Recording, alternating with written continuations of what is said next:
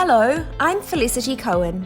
I'm so excited to introduce you to my Wellness Warriors podcast.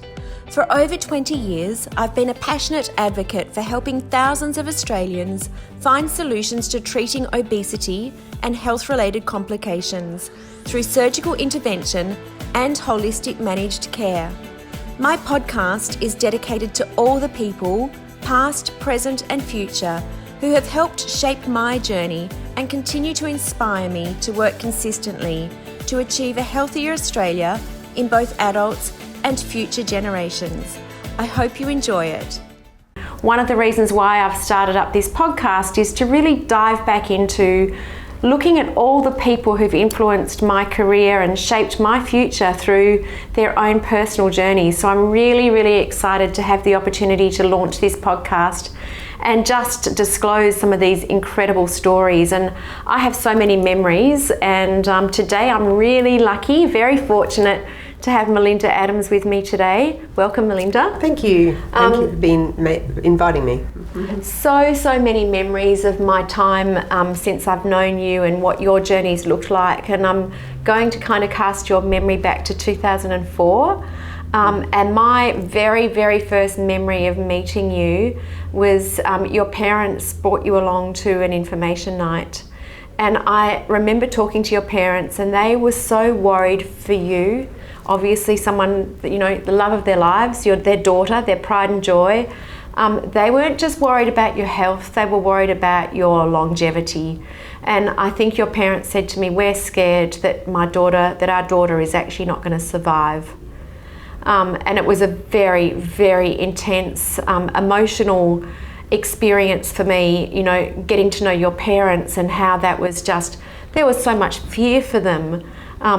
Do you remember that night, coming to that information night? Absolutely, yeah, just even walking up the hill to the event itself. And I remember meeting you and the surgeon and the team there, yes, in a room full of people, yes. Very memorable, even though it was quite a few years ago, but yeah. Look, it's a really hard position to put yourself in, to anybody who's taking that first step and who's willing to sit there in that room, in that space. The first thing that they're saying to themselves is, I actually really need to do something to change my life. Absolutely. And I think my parents were scared because way back in 2004, weight loss surgery was still relatively new-ish, and I think they were concerned about the actual surgery, not only just for me, but my mum was pushing me in a slightly different direction, but I was leaning towards the surgery. So I said they had hesitation about a surgical approach as well as the whole thing, but yeah, it all worked out in the end. They must have been so happy to see you go through that journey, succeed and achieve so much over such a long period of time. What was that like for your parents going through that with you? Well, yeah, they were excited about all my little milestones, and the one in particular that I do remember was I started with a figure that started with a 2, had 3 figures and started with a 2, unfortunately. Can we talk about that? Yeah, I started at 215 kilos and I think about a 72 BMI. Unbelievable, really, to think. I mean, looking at you today, picture of health, that's kind of hard to believe, isn't it? But yeah, I'm a bit embarrassed that I got that big, but it's a reality. I think in the first year I lost 35 kilos, so getting back into the 100s came quite quickly. It actually came within the first sort of 3 or 4 weeks. In the first 2 weeks I lost 12 kilos, but it took a long time to get down through the 100s. But one Christmas Eve I went to my parents weighing 101 kilos, and on Boxing Day I had a shower and stepped on the scales and I weighed 99 kilos and I screamed. And I called Mum and Dad to come in and have a look, and here's me, who never shows any part of said body to anybody, wrapped in a towel, but yeah, showing arms, which I hadn't never shown people before. Because I was so thrilled that I had reached double figures for the first time, and never, ever. And like, who loses 2 kilos over Christmas? That's just fantastic. Called my parents in and never went back to ever being in the three figure ever since then. So yeah, that was just a that was a milestone that I remember. An amazing first milestone, just huge. Well, I think first milestone was actually showing up for yourself at that seminar, making that decision to have your surgery, and just choosing the future that you wanted to create for yourself. So when I first met you, you made your own clothes. You were wearing some, they were always obviously beautifully made because you were an exceptional seamstress, and I remember what you were doing in your career at that time. But I also vividly remember, not only did you make your own caftans and clothes to wear, but you were so limited in your capacity in that work environment. You would live behind or hide behind your sewing machine, and you would move from your sewing machine to the ironing board. And I remember you telling me that's as far as I move, from the sewing machine to the ironing board. Or the overlocker. So if you think back to that stage of life, what does that make you feel now, thinking back to that? Yeah, like at the time I enjoyed what I was doing because I loved being creative and I was very good at what I did. But yeah, you're boxed into that career because I was physically capable of doing that job, and I wasn't physically capable of doing much else. But as time went on and you lost weight, just your mindset changes and different things enter your mind of what you're capable of doing. And I left that career behind many years ago now and have done quite a few different diverse things.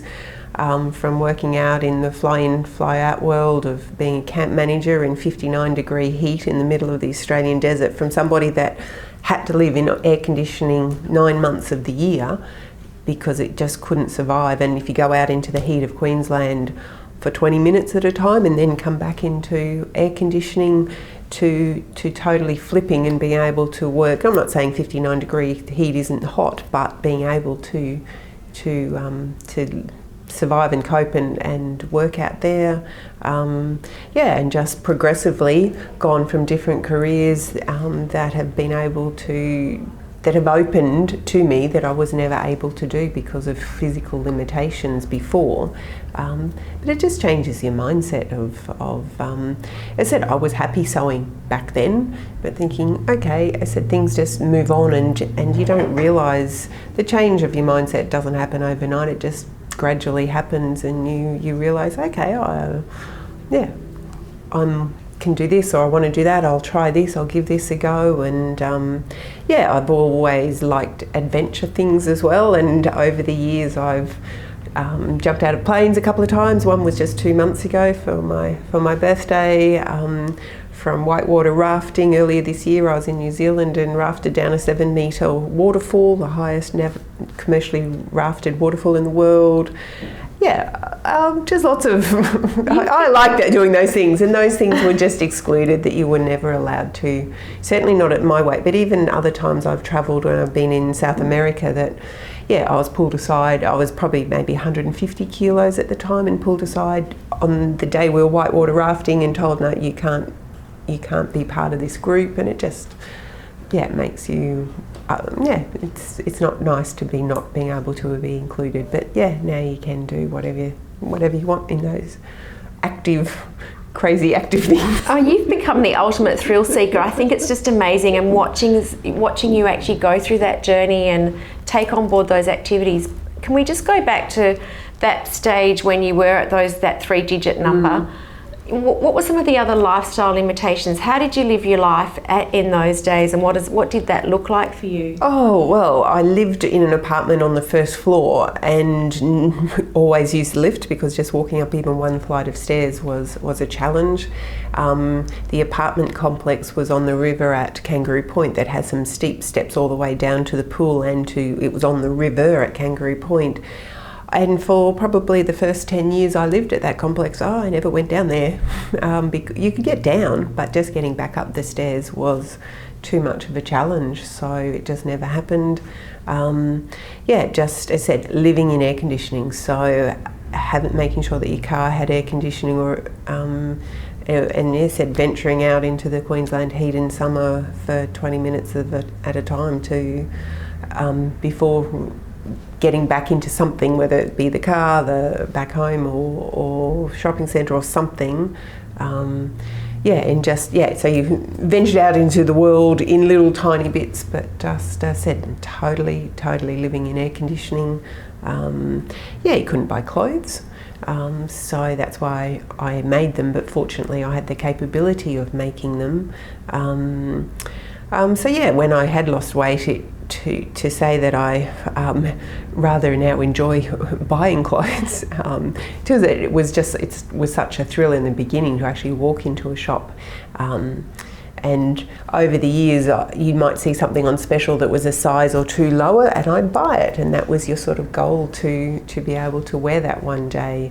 I always had this revolving brand new wardrobe, which was really lovely because the bigger sizes, they were becoming too big, so you had a whole new wardrobe to move into, and it's expensive because you have to always buying new bras and in smaller sizes, but that's immaterial. That's the fun part. I mean, we love that you've become a bit of a fashionista. You know, every time you walked in here throughout the last number of years, there's always been colour and patterns and this changing, evolving image as well. What was your social life like back then? Did you feel that you were a little bit were you socially isolated? What did that look like? What I remember at socialising is I would be always the person that would organise the restaurant, for example, to go out to, and I would always ring them in advance to see if they have chairs without arms, because I couldn't fit in a chair that had arms. So that was always, it didn't stop me from going out, but I said I always put my hand up to be the organiser so that I could ensure that, sometimes their chairs would generally have arms, but they'd find one. I said, do you have one in the office or something? Could you put somewhere on the table? Most places were quite accommodating. What's changed? What's social life like now? You know, finding a restaurant that only has small servings of food, or taking doggy bags, putting little takeaway containers in my handbag because I can't physically eat. Like an entree is just too big, so you order an entree and take home half of it home because that's going to be your meal for another day, the following day or something. And just looking at portion sizes. Oh my God, restaurants just serve such huge, whoppingly massive portion sizes that would feed me for a week. So again, just choosing restaurants and have food choices that suit me. But going to the cinema would always be hard. I'd always make sure I was sort of going to cinemas that had arms that could move up, fold up so that you could, extend. And travelling on aeroplanes was impossible. Did you travel? Not when I was that big. But as I sort of slowly lost weight, I was able to travel. But you'd need the seatbelt extender and it's embarrassing to put your hand up, excuse me, could I have a seatbelt extender, and they bring it to you, and and you're restricted. The larger people aren't allowed to sit in certain seats of the aeroplane that are over the wing, that the emergency rows, but I could fly, so you tolerated those minor inconveniences, because before I wasn't able to. Probably not that I wasn't able to, but I physically didn't, because I would probably, like, even when I vaguely fitted in a seat, you're still conscious that you are encroaching on the people either side of you. But when I was really, really big, you'd probably have to buy 2 tickets or so, and it's just not, I just never did, so. Wow. So I said it's just, changed life 360 degrees from everything, from work to as I said, travel. I love travelling, and I have go away many times a year to different places in Australia and overseas. And so let's just talk through your thrill-seeking kind of approach to doing crazy adventure sports and things.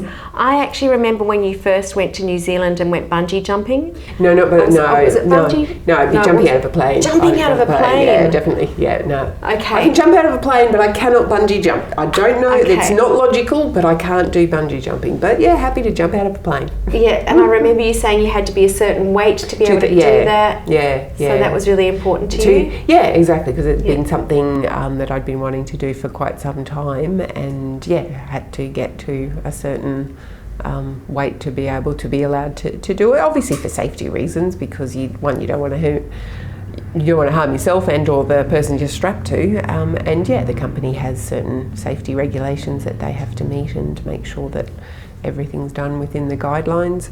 That I think was in 2011. I think I did that. Do you think that gives you a certain sense of freedom, that all of a sudden I can actually do these things that I couldn't before?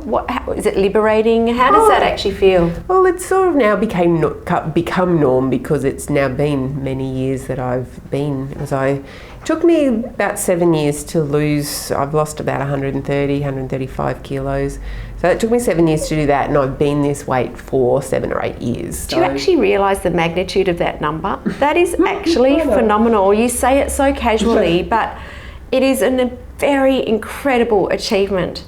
I don't know that you potentially underestimate what that actually looks like. That is just incredible. I still have clothes. I should have brought some down. I still have some of the clothes then on the day that you would have first met me, or the first few appointments.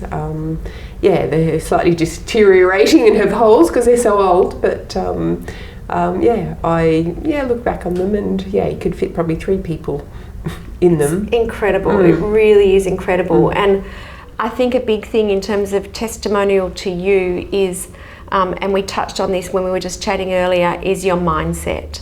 You know, how mindset has impacted your whole pathway post weight loss and your direction in life.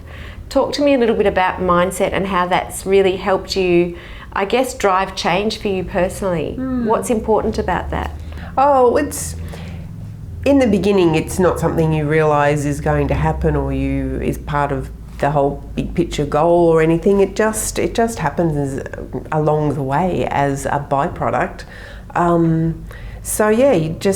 You realise that you're capable of doing other things. And I said, for me, I fell out of passion for sewing. I said to this day, I could still do the quality of work of, as you know, I've worked in London for the Queen's Couturier and for Princess Diana's Couturier.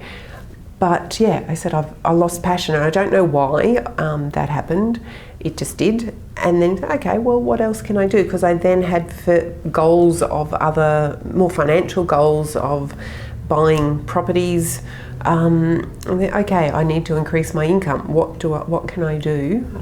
So can we just kind of dive into that for a minute? Because I said to you earlier, you're the first person in my entire career who taught me that as a result of drastic weight loss, that patients were changing their financial health and well-being. And it's a subject that I've explored, and you were surprised because you said to me, oh, but isn't that normal for so many people?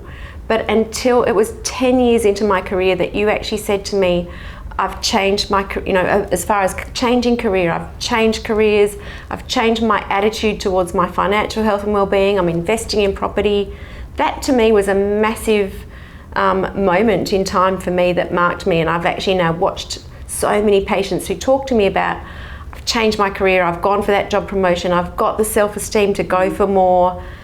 Talk to me a little bit about that. What does that look like? Yeah, well, the previous job in sewing paid not a particularly great figure, and I had a goal to buy further property, so it was like, okay, I'm not going to do that where I am at the moment. And whether that brought on the losing of passion of sewing, I don't know, but I said it just then fueled, what else can I do? And I sort of looked around and thought, okay, what can I do? And I got myself a HR truck license. I got a job out in the mining industry, in camp management, but then I've now used my truck license for other jobs in terms of driving heavy vehicles and large vehicles. And with each job has led to the next. Like they've still, even the 3 or 4 careers after sewing have all been reasonably diverse. They've sort of built on each other, and the skills that you developed in one, you can tap into that for the next one, and tap into that for the next one, and just being able to so I've built an investment house, and looking at buying something next year again, just because you've been able to increase your financial security by doing different jobs that you were just not physically capable of doing before. And I like to think I'm a positive person, that if something... Stop right there. You are an incredibly positive person. Honestly, you say those things so casually, but I'm sitting here thinking, this is incredible. You know, those life changes are absolutely, for me, quite overwhelming. You know, you've evolved your career. It's been a complete evolution for you, and change in direction of your whole life journey. That trajectory has just changed like 1,000,000% to me. Just listening to you, and you know, going after jobs, creating goals for yourself, having a vision. To you, it's just normal now. It's par for the course, but for most people, that's a tough call that you've kind of taken on so much that you are, I don't know, you've got a vision for your own future, you're goal driven, you've got ambition, you have built financial wealth and freedom. That's just amazing, Melinda. Okay, thank you. I appreciate that. It's just life. I don't. If I can inspire, if it inspires other people, that would be great. That would, be good to know that I've been able to help people. But it just happened. It wasn't the goal in the beginning for anything of that to happen, but it just did. I think, I said, if something bad or negative happens, don't choose not to look at it in a negative way. There's always a silver lining somewhere, and if something bad happens, you don't lose, you just learn. So find the learning aspect of it and move on and use it to your advantage next time. I try not to surround myself with negative people. They just get you down. And there have been people in my life that I no longer am in contact because of that choice of, you're criticising, you're limiting, whatever reason. It's like, I don't need that in my life, so I choose to not have you in my life. That has been tough. For those people and that involved, but it's my choice. Your goals. I said just be positive and the life. And I like to project. Like I suppose I said, goal setting. There's a few things at the moment, thinking things that I'm wanting to happen within my career. It's like, okay, just put them out there into the world, and and they'll come back. Hopefully the way you want them to, and they do. Just be positive. I love your positive attitude. I think it's absolutely fantastic. And I guess, let's think about, if you hadn't have had the surgery, do you ever stop to think about what would my life have looked like if I hadn't gone down this pathway? I actually haven't, but I suppose I would be still living in my tiny little studio apartment and trapped. And possibly not even here. I don't know if how far away significant health issues were. I was probably 34 or something, maybe. When I had the surgery, and I've just turned 52. Amazing. Yeah. It's incredible. Yeah. I am going to touch on the fact that you actually had a gastric band, and in 2004 that was actually the only procedure that we could offer patients. We didn't have anything else then. But you know, for me, you're a great testimonial to the fact that the band has been the greatest device you could possibly have had for you. And I think part of that is also your mindset, obviously your positive mindset, treating your band well, working with your device, and really sticking to goals all the way through the journey. There are a lot of patients who still have done so well with the band, and I think it's important just to highlight the fact that that's still the device that you have in place now. Oh God, yeah. I said back in 2004 there was no other option. There was nothing else. Yeah. So, and if somebody came to me today, I would sing the praises of having a lap band 100%. But it's only because that's my only experience, and it's been successful for me. But I also, as I said, I work with it. I have my little indications along the way that, because I probably have my lap band adjusted 2 or 3 times a year, I keep it tight, and it is tight, because I know what, if it's loose and I can put food in my stomach, I do. I'm never hungry, so you eat because you know you have to, it's not because you're fueling your body, you're treating yourself well, you're focusing on good nutrition, but also treating but also working with your device. And to be honest, that is the same approach for any bariatric intervention, that patients need to choose to work with whatever they've got. And I just think it's a great testimonial, you know, to talk to you so many years later down the track. That you're still living with your band and doing well with your band. And I think it's an important message to get out there, because it's still a great device for the right person. We don't offer it to many people anymore, but I just think it's great to see that, you know, you've just done so well with this particular device and made it work for you. Yeah, I like it because it's adjustable, it's removable if need be. So if it had to come out, it could. I would probably put all the weight back on so it's not coming out. It becomes your best friend, doesn't it? Oh God, yeah. You just learn to. Yeah, it is my best friend because it's what I needed to be sitting here today. Without it, I wouldn't have been able to achieve what I have. So the weight loss, to be honest, has protected you from so many things. It's given you, first of all, longevity, second of all, you know, good health, and prevented you from being that person that would have been at risk of so many medical complications. So you've actually set yourself up for that healthy future. What do you see for the future? Let's talk about where Melinda's going to be.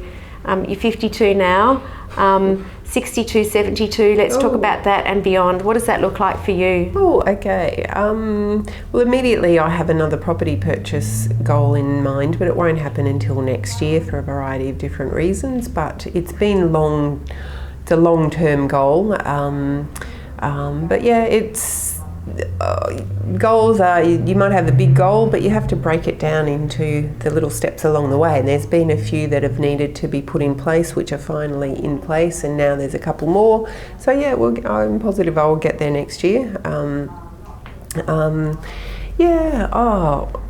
I haven't really thought as in 62 or 72. 62 probably still working, especially if I buy a property next year that will need to be paid off.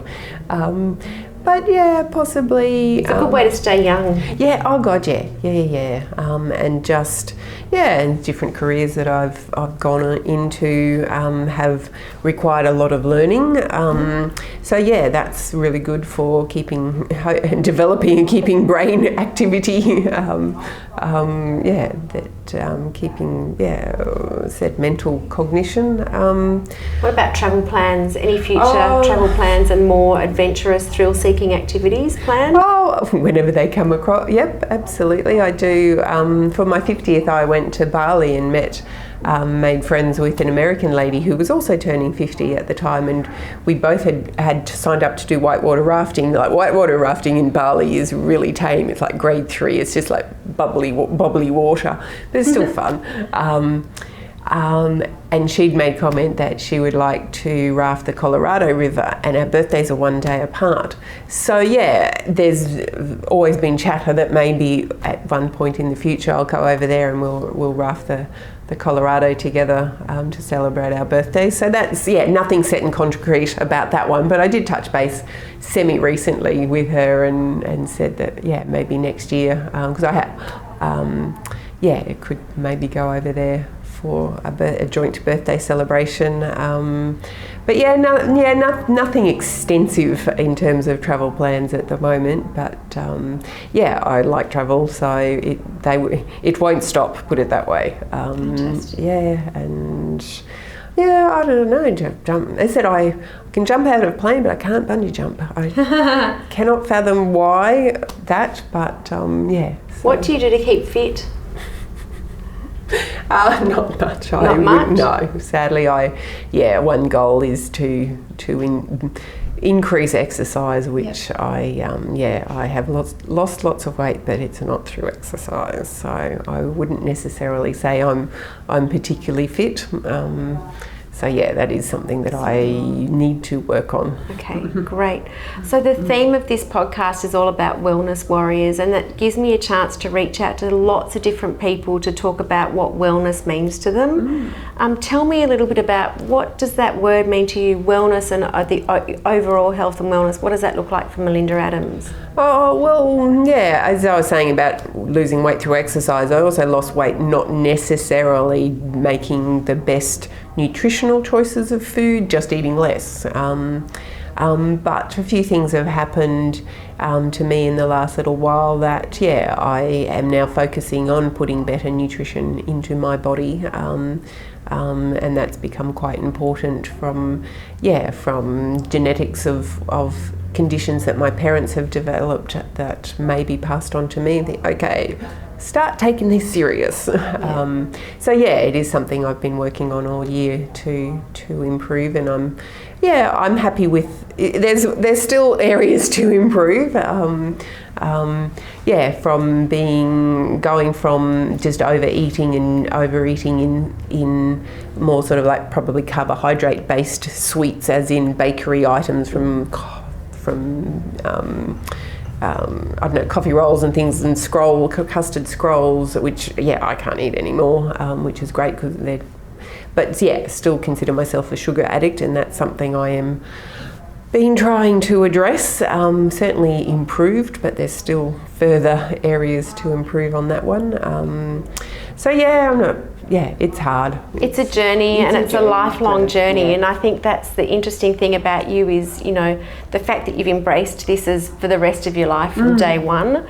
Those changes that you've already made are just, I can't even believe them. They're phenomenal. And I think if I think about, what does wellness look like, you've embraced so many different pillars within that kind of whole field, your financial health and well-being, your personal health and well-being, setting yourself up to be healthy, fit and well, and living in your own home.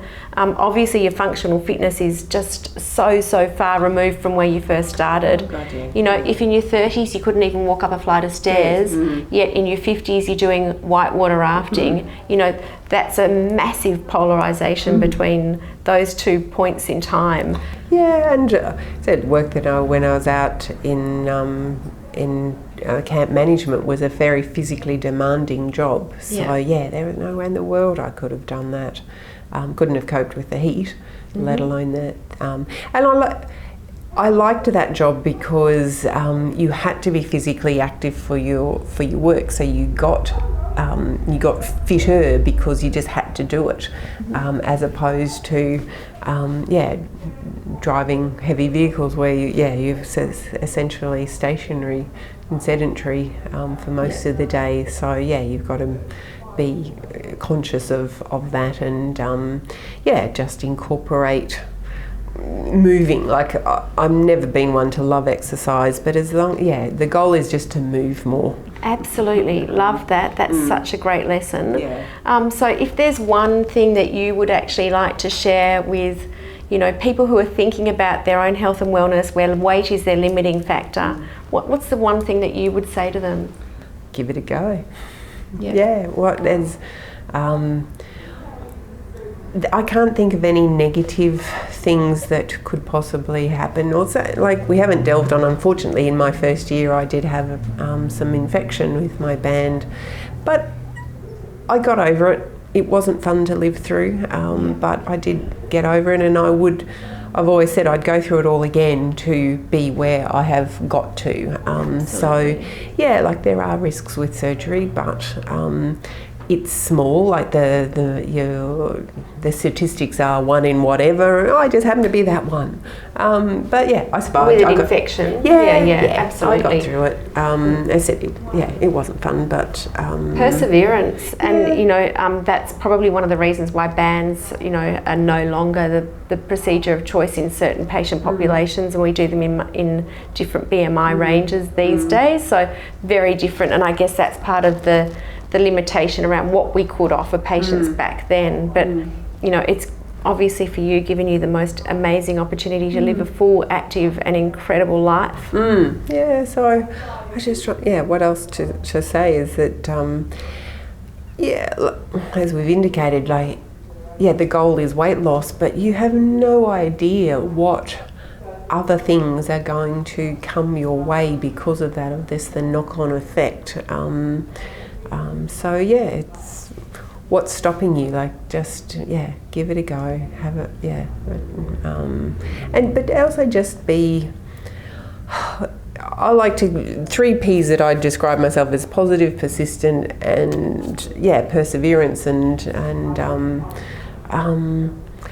just do it, and stay positive, know what your goals are, reach them, break them down. They're so hard. Like, you may have a goal to lose 70 kilos, 30 kilos, whatever it is, it's huge. So just break it down into the little milestones along the way. And then, be excited what else comes your way that, I said, you may not realise. I certainly didn't have any, like, at the time, I think I owned 1 property, the one that I was living in at the time, and at that time just was paying that off to then be able to have the opportunity to buy other properties. Just came my way. So don't ever underestimate all that you've achieved, Melinda. It's been an amazing journey, and I just want to say how much your story has impacted me personally in this whole career journey.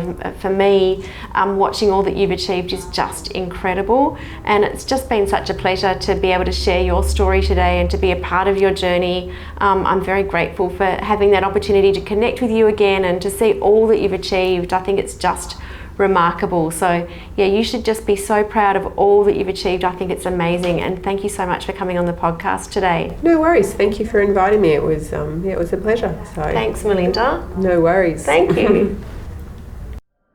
Thank you for joining the Wellness Warriors podcast. It's been a pleasure to have you online with us. If you've enjoyed the series, please leave your review, subscribe and follow, and we look forward to sharing many more stories with you in the future.